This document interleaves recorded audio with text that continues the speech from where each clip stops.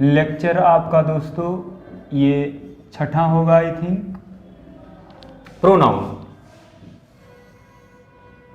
और इसमें आप देख रहे हैं दोस्तों कि हम चर्चा करेंगे आज एक बहुत ही महत्वपूर्ण टॉपिक है आपका, वो है आपका रिलेटिव प्रोनाउन।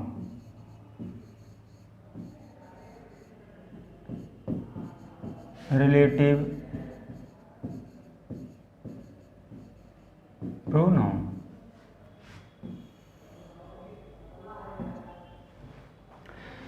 दोस्तों रिलेटिव प्रोनाउन, सबसे पहली चीज तो आप ये जान लीजिए, हमने आपको बताया था कि इनसे और इंट्रोगेटिव प्रोनाउन में बड़ा ही जबरदस्त रिलेशन है।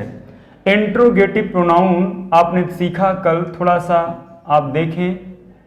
इंट्रोगेटिव प्रोनाउन आपने देखा और उसमें आपने देखा कि जो कुछ WS टाइप वर्ड, जैसे आपका हो गया हु है, आपका हो गया इसी का ऑब्जेक्टिव केस हुम हो गया, इसी का पजेसिव केस आपका हुज हो गया, और विच है, और लास्ट में क्या हो गया, हु है, हुम, हुज, विच और व्हाट। ये आपने देखा कि ये सब आपके इंट्रोगेटिव प्रोनाउन माने जाते हैं, इंट्रोगेटिव प्रोनाउन माने जाते हैं।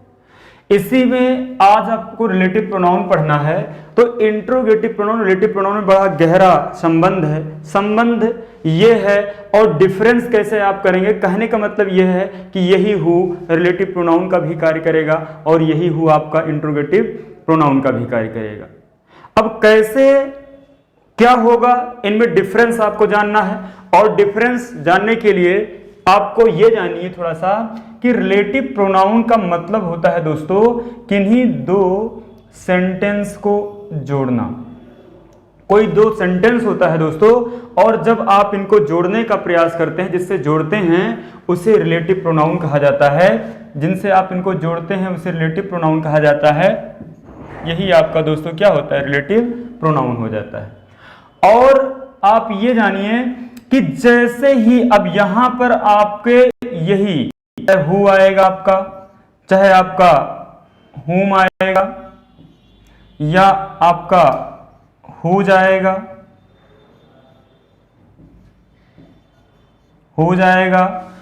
या आपका विच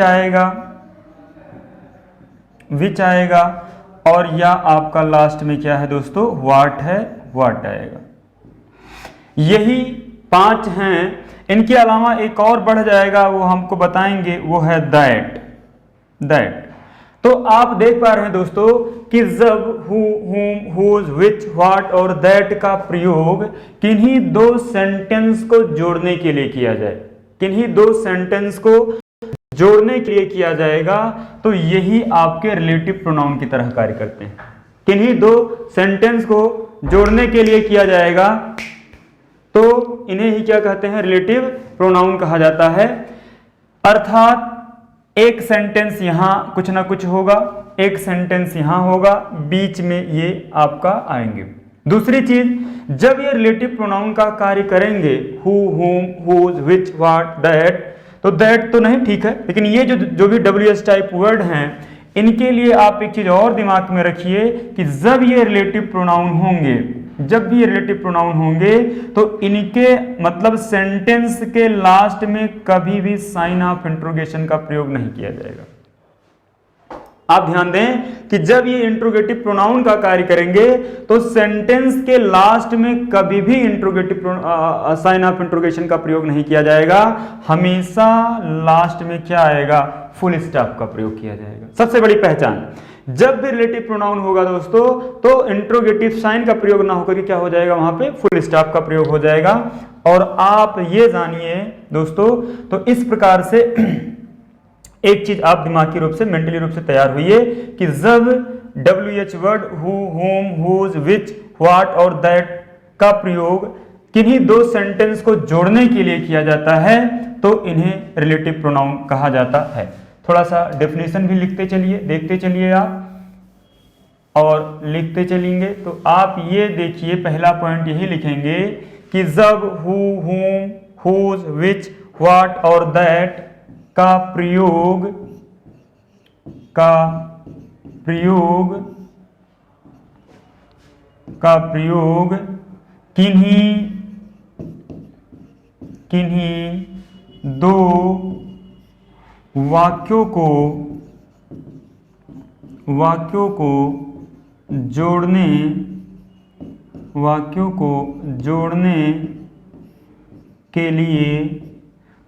जोड़ने के लिए किया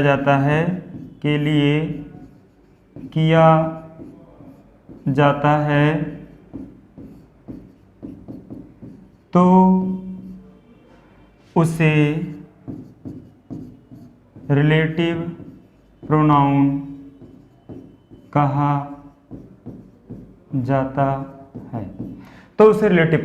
जाता है। दोस्तों पहली चीज।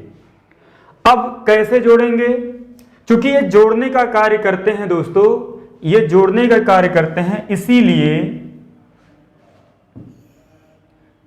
ये जोड़ने का कार्य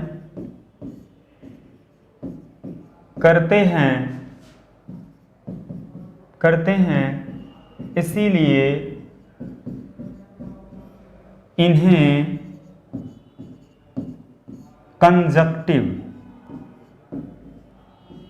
इन्हें कंजक्टिव प्रोनाउन भी कहा जाता है।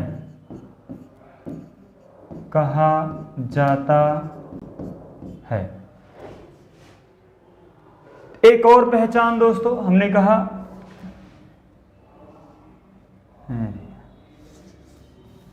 एक पहचान और आप जान लें।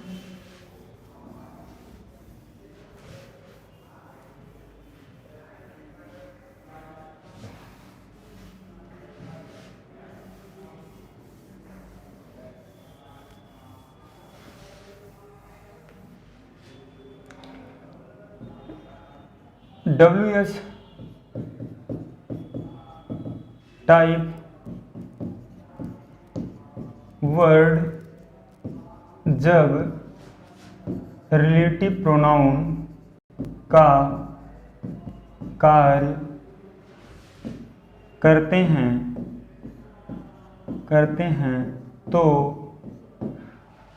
हैं तो ये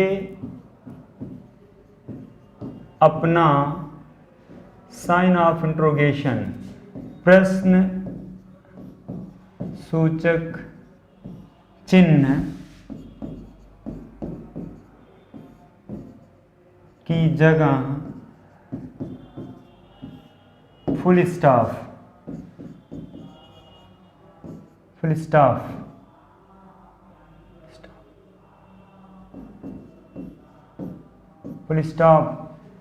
लेते हैं।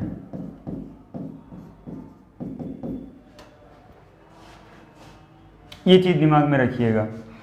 अब कुछ एग्जाम्पल आप देखते चलिए।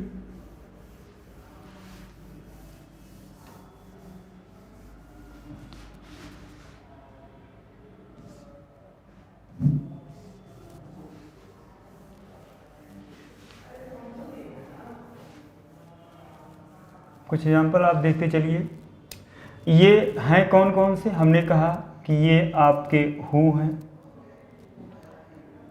इसका ऑब्जेक्टिव केस क्या होता है? आपका होम है।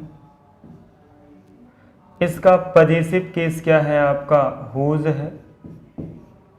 और अगला आपका विच है। और नेक्स्ट आपका क्या है? व्हाट है।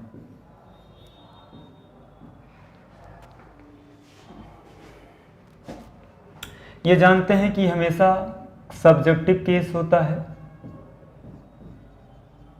ये आपका क्या होता है? ऑब्जेक्टिव केस होता है।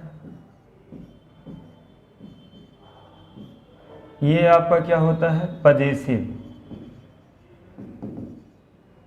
केस होता है।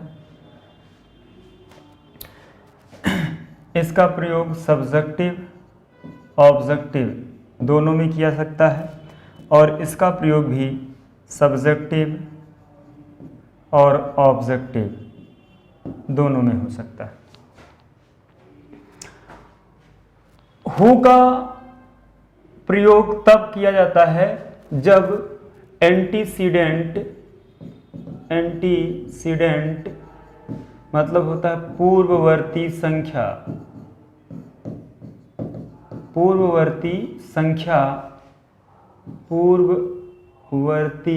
संख्या कोई सजीव हो, कोई क्या हो, सजीव हो। जैसे दिस इज द बॉय, यहां रिलेटिव प्रोनाउन देना है abused me in the market,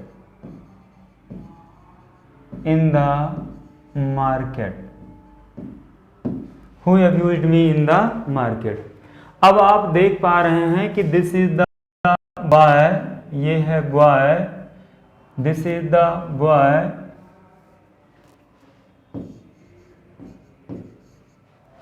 अब रिलेटिव प्रोनाउन देना है दोस्तों, ये आपका वर्ब है, मेन वर्ब है, यहां सब्जेक्ट के रूप में कोई चाहिए। और ये देखिए सब्जेक्टिव के सजीव, ये आपका देखिए एंटीसीडेंट है और ये एंटीसीडेंट आपका क्या है, सजीव है। इसलिए इसके लिए जो रिलेटिव प्रोनाउन आएगा वो क्या हो जाएगा, यहाँ पे हु हो जाएगा। Who abused me in the market, ये वही वाला लड़का है जिसने कल मुझे बाजार में गाली दिया था। ठीक है दोस्तों, ओके। जैसे दूसरा ले लो, हम कह दें कि this is the pen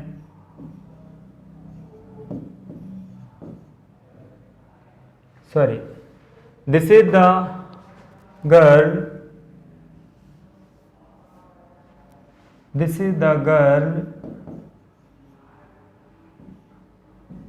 I like very much, अब आप देख पा रहे हैं दोस्तों दिस इज द गर्ल यहां पर।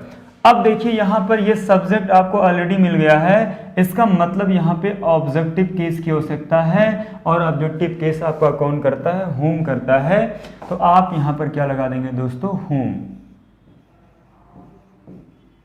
हुम I like very much.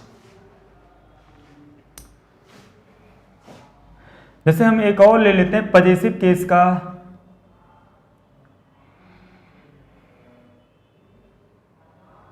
This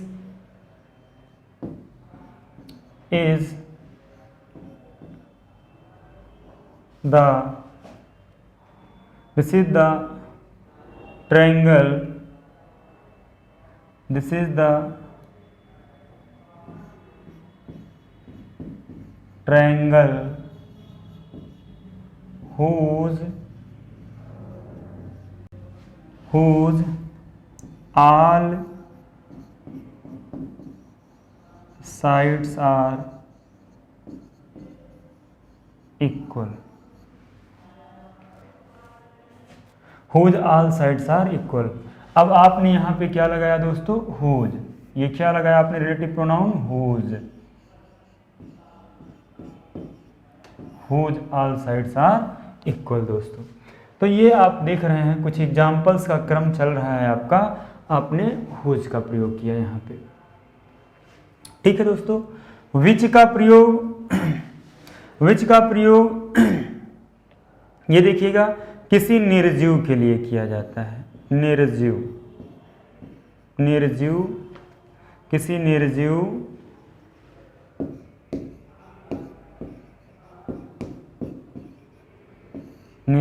या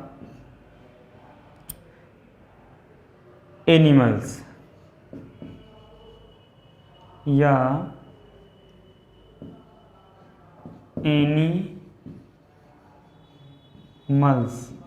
के लिए,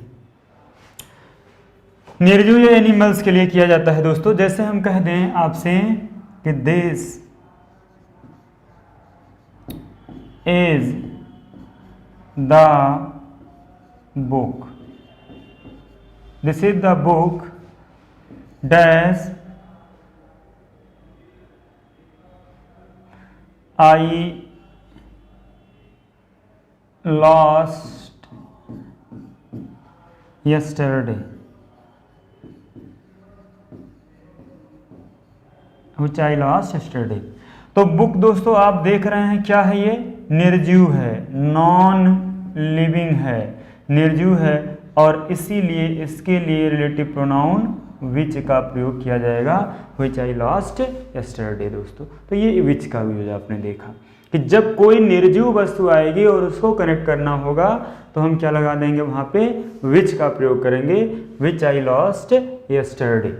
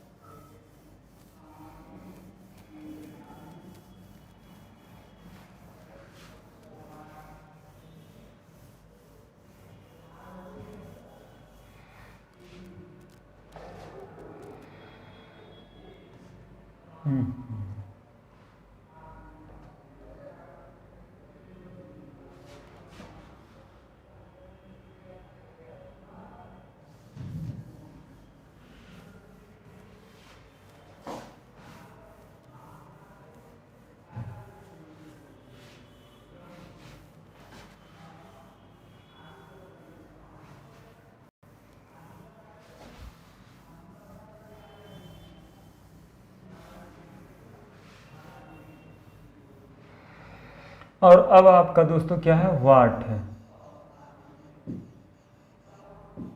वाट। इसका प्रयोग दोस्तों जब कोई कथन स्टेटमेंट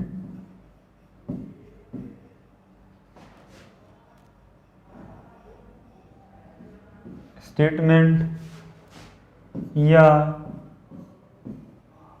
कहावत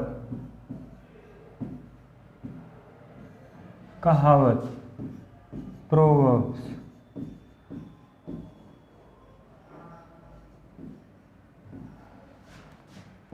की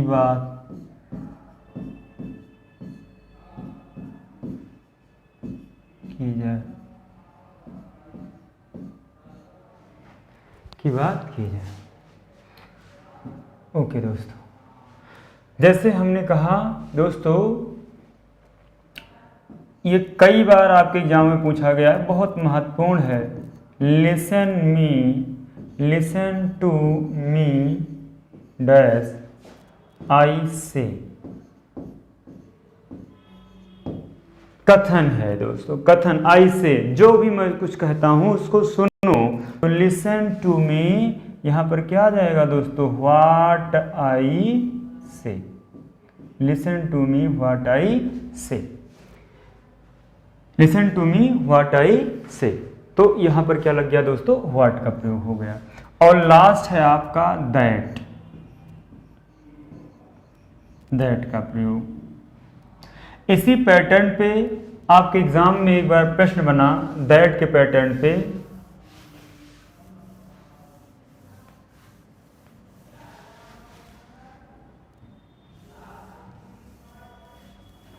दैट पैटर्न पे एग्जाम में प्रश्न बना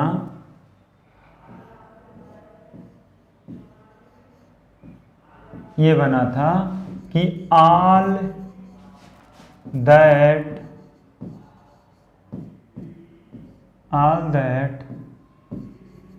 glitters is not gold।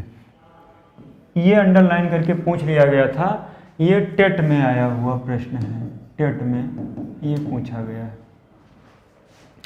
तो दोस्तों दैट का प्रयोग तब किया जाता है जब दैट से पहले क्या क्या आ जाए दोस्तों, आल आ जाए, सेम आए, ऑल आए, सेम आए, एज आए, नन आ जाए, कोई भी थिंग जैसे एवरीथिंग, नथिंग, समथिंग, समथिंग, या एवरीबडी, नोबडी, समबडी आ जाए, या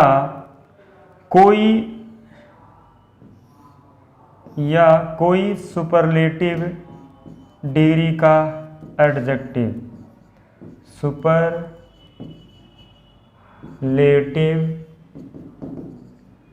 डिग्री का एडजेक्टिव आ जाए, तो इनके बाद हमेशा रिलेटिव प्रोनाउन का प्रयोग ही किया जाता है, ही किया जाता है। दोस्तों, all, same, as, none, everything, nothing, something, everybody, nobody, somebody या कोई भी सुपरलेटिव डिग्री का एडजेक्टिव आए तो जब भी रिलेटिव प्रोनाउन का प्रयोग करना होगा तो दैट का प्रयोग किया जाएगा। दोस्तों देखते हैं, ये अब आप देख पा रहे हैं ये प्रश्न लिखा है और इसमें यही आपको क्या बोलते हैं फाइंड आउट करना था कि यहाँ पर जो दैट लगा है वो क्या है। ये जो दैट लगा है वो क्या है दोस्तों?